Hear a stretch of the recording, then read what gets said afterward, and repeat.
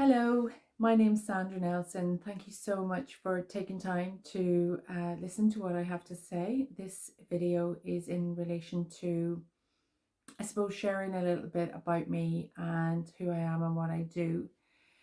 You've probably clicked onto my YouTube channel, or maybe you're watching this through Facebook or my website, which is sandranelsonhealing.com. Either way, I hope you gain something positive from the share. I have always been interested in healing, always been interested in the healing arts, and also interested in the creative arts as well. So I suppose starting off as a creative person, I love to paint, I love writing poetry, I'm learning how to play the harp, and I love all that kind of creative energy where you're using your hands to make something. You're using your hands to make something that's just an idea, and that sometimes you make a mistake, and sometimes, it turns out it's absolutely fantastic, and you improve on it, and then you make something else, whether it's a painting or a piece of furniture. You always improve and you get better and better. And I love that moment when you can really enjoy what it is that you do. I think the creative soul and creative mind and person can have a mindset where they're really self-critical and they really push themselves on. At least that's a little bit about what I'm like as well. I love to make things. I've taught myself joinery. I've taught myself how to make sculpture. I paint. My paintings are very meditative. I'm quite well known for my paintings, which are dots, and they're basically in reference to a lot of kind of spiritual practice, a lot of my spiritual practice, dreaming, working on different spiritual ideas or spiritual themes, and then I've painted from that. I'll include a link to my website for my paintings at the end of this video. And then the other thing that I'm very interested in, which is the spiritual arts. Years ago, I trained as a masseuse. I trained in body massage I did a City and Guilds qualification in Belfast in Northern Ireland. And what I found myself basically putting my hand just above the person, maybe about 5 or 6 inches, and I would just scan the person's body with my hand. And when I did that, I had a complete picture in my head where the energy was flowing freely, the chi energy, or just generally energy was flowing freely, or where it wasn't. And that wasn't actually part of the curriculum. That was something that I just did naturally. And I remember my teacher in class saying, "What did you just do?" And I said, "Oh, I'm just sensing the person's energy and I can tell what's going on with them." And she pulled me to one side and said, "That's not what you're learning in class. That's actually something separate." And she was quite intrigued and very, very kindly pointed me in a direction which would enable me to sort of train a little bit more.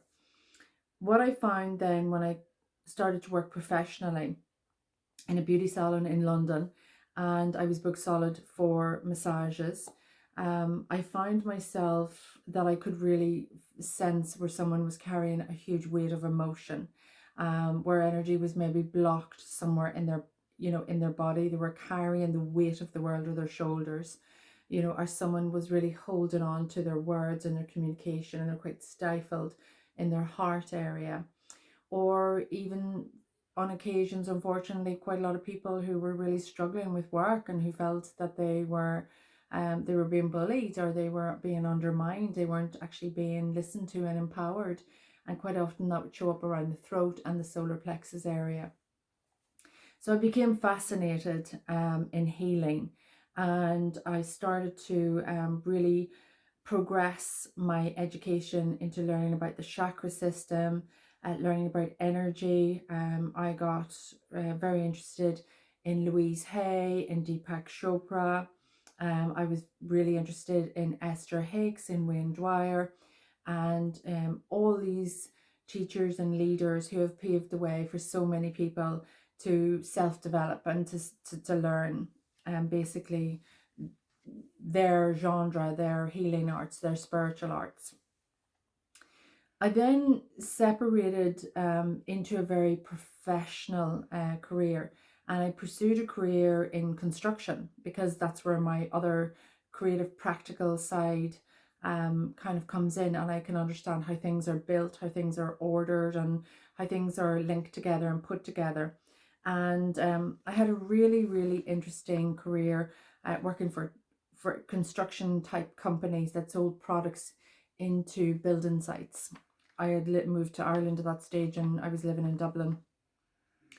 And what I discovered was that I could sense the energy of buildings whenever I was visiting clients for meetings, for sales meetings. And I got a real sense of what was going on with the building and with the person. I was quite happy to keep my experience and my knowledge of healing and of energy private. I'd made a decision to keep that into my private life. But I really found that whenever I walked into a building, I could immediately get a sense of energy. It would just, it's like a wave, like a wind would just go right through my body. And I would get a really strong sense of what was going on in the building. And quite often in the conversations, in the sales conversations, what my initial perception was immediately when I walked into the building would have maybe come up in a roundabout way with the people that I was speaking to during the sales meeting, which I found fascinating. So I stayed in that type of professional industry for probably about 10 to 15 years. And during that time, I was dipping in and out of the healing arts, mainly for self-development and personal development. And I found myself more and more very, very drawn to energy work and to spiritual work and spiritual personal development. I had a lot of questions I was seeking answers to.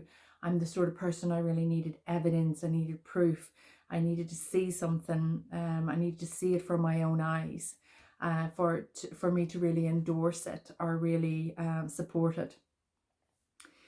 And then I suppose jumping through this share of my life and my journey as a healer, what I discovered was I had been traveling quite a lot for work. I had a lot of pain in my neck from driving and from maybe the style of driving that I had. And I went to someone who later became a very, very good friend. She was a trained nurse and she just trained as a Reiki practitioner. And she placed her hands on my neck and offered me a healing treatment, which was absolutely fantastic.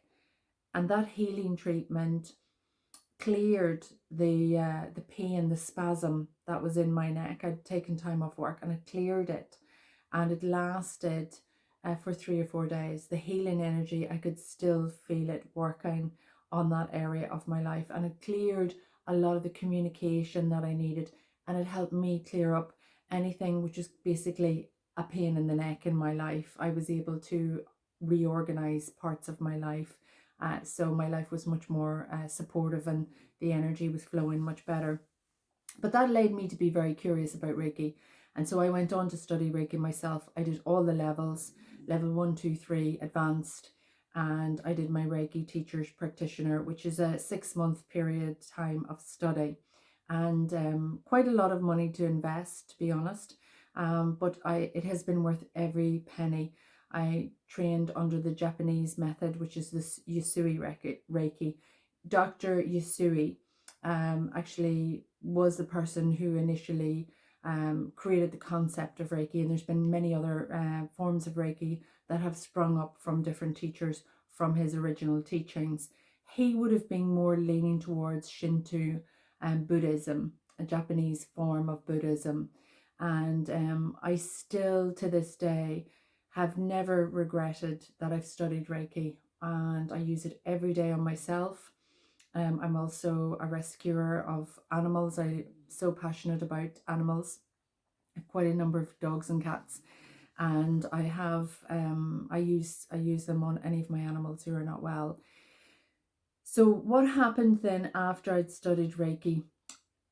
I really found that my gifts of perception and my gifts of psychic ability and intuition that have been with me since I was a child, simply instead of being able to be kept underneath the radar, just grew stronger and stronger. And I found myself having this really strong sense of what was going on with people, and a desire, I suppose, out of kindness, that I wanted to hear what people had to say. I became and always have been one of those people that people confess things to and share things with. And it doesn't go anywhere. It actually, it is something which is a very private conversation whenever someone shares their very deep and innermost thoughts and feelings. And I really had this strong desire to understand more. And I wanted to help people a lot more in their lives and help people understand that the mind, body, and soul are all so incredibly connected. And whether you are teaching or learning a healing art for yourself, you can still learn that healing art for yourself and be in, as I call it, a normal job in an office, administrator, shop assistant, childcare worker, healthcare worker, um, a legally minded person or orientated person, a solicitor, a barrister. You can still study the healing arts and study mindfulness and how mind, body, and soul are interconnected, and carry on practicing, regular jobs. We still have to get practical things done. We still have to get on with life. And we can have, an enlightenment, a moment of enlightenment, but we still kind of need to get up and, earn money to pay the bills and to feed ourselves. And so what I decided that I would do is I decided that I would combine my passion and my love for supporting people, for understanding people, for being a catalyst, for people, or a sounding board for people, so that they could share their ideas and share what was troubling them in a capacity whereby a transformation would occur, and that there was an opening for a space for some sort of healing and transformation to occur, which is why I developed my business into the way that I have, which is basically focused on the healing arts. So that's why I called my business sandranelsonhealing.com. And the type of healing that I do is twofold. One, I adhere to the rules of the Reiki Federation when I practice Reiki, and there's more of that on my Reiki page. It's very much the person is fully clothed, very gentle hands-on healing positions, and I follow it to the letter, the way a healer behaves with a client. I have developed my own type of healing energy technique, which I have another video about on my other page, and I've shared that. It's an intuitive, energetic healing, and that's where I suppose I bring in my really, really deep understanding of the healing arts. I bring in my deep understanding of the soul and of soul medicine. I work very much in a more druid type of way with people, and I work with people remotely. The people don't actually have to be with me in person in order for a significant healing and transformation to take place. Very much I have that ability and that strength of working remotely through what I would refer to as prayer energy. And the concept of prayer is the easiest way to describe that type of energy healing. It is interactive, and there is an exchange of information between myself and you, the person who's coming for the healing. But none of that data is kept. And generally, it's quite miraculous, some of the things that happen with people. That's more the healing area, when people are focused on what's blocking them, patterns in their life, past life, maybe even psychic attack, where people are really struggling with family dynamics, with communication. So that type of healing comes in underneath a different branch of healing on my webpage.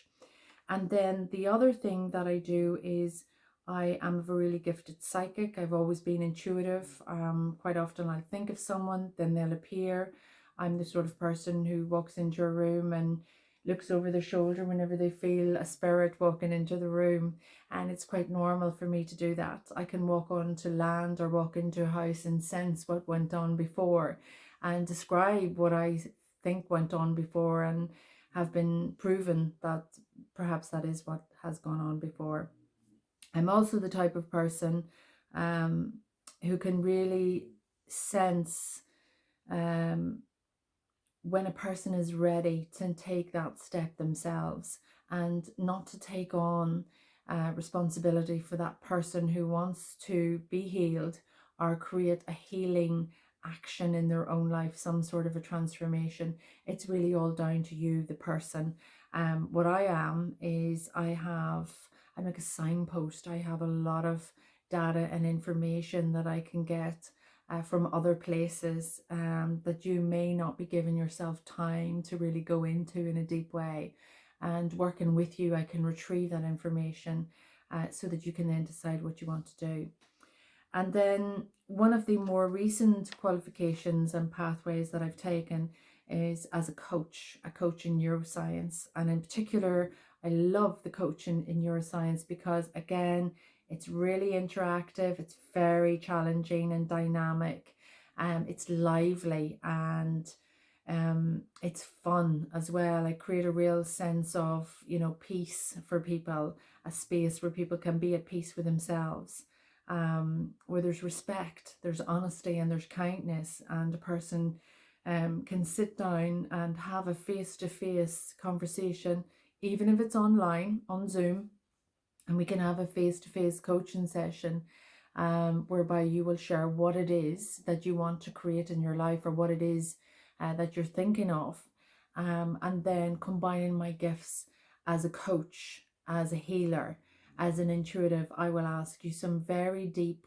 questions which hopefully will provoke you to go even deeper into your feelings, deeper into your thoughts in particular, and really bring up some gem ideas, which will lead you to a place where you are taking control of your own life, and you're taking that power back into your own hands about what it is you want to do and where it is that you want to go.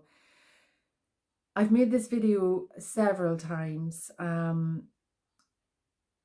I suppose there's always that desire in a person to self-criticize and to feel quite vulnerable about putting themselves and their story out there on the internet, because it's there forever.